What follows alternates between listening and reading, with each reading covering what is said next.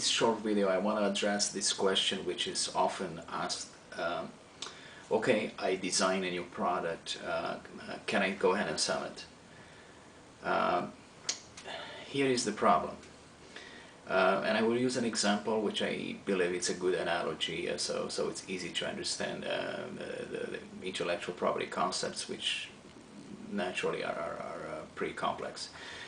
Imagine you want to drive a car, I want to drive a car from point A to point B, from city A to city B.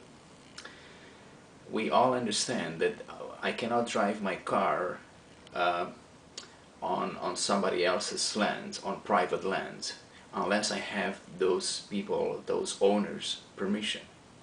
I can drive my car from city A to city B if there are public roads that I can use, like freeways, and because they are public, I have the right to use it, and I'm going to use it and to drive to that city, city B in this example. Again, I cannot normally cross over somebody else's land if it's a private land owned by a private person. I need their permission. It's the same in the intellectual property context as well. If you design a new product,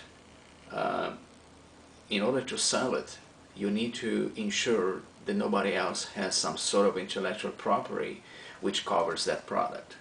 For example, somebody may have a design patent to protect the aesthetical appearance of that product. Somebody may have a utility patent protecting the way that device, that product works. Somebody else may have a trademark that is similar with the trademark that you want to use, or with a slogan, or with a logo that you want to associate with that product when you try to market your product. Somebody else may have a copyright registration that covers some aspects of your product, like the label or any marketing materials associated with that product. These are all different kinds of intellectual property that may, if they're owned by somebody else, can prevent you from selling your product. Also, oftentimes people that design a new product, they are looking to obtain a patent for that product, believing it's new and unobvious. And if it is indeed the USPTO, that the government can grant a design or utility patent for that particular product. However, obtaining a patent for a product doesn't mean that there is a clear way ahead to sell that product.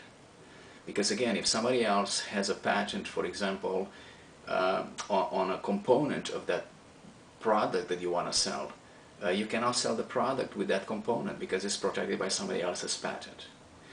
The patent that you obtain on that particular product will enable you to prevent others from copying, from imitating your product if your product is successful in the marketplace.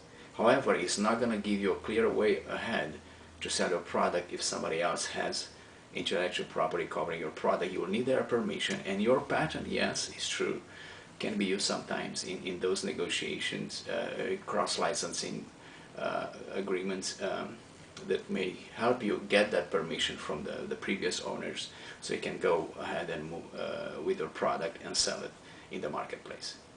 I hope this helps. Thank you for watching.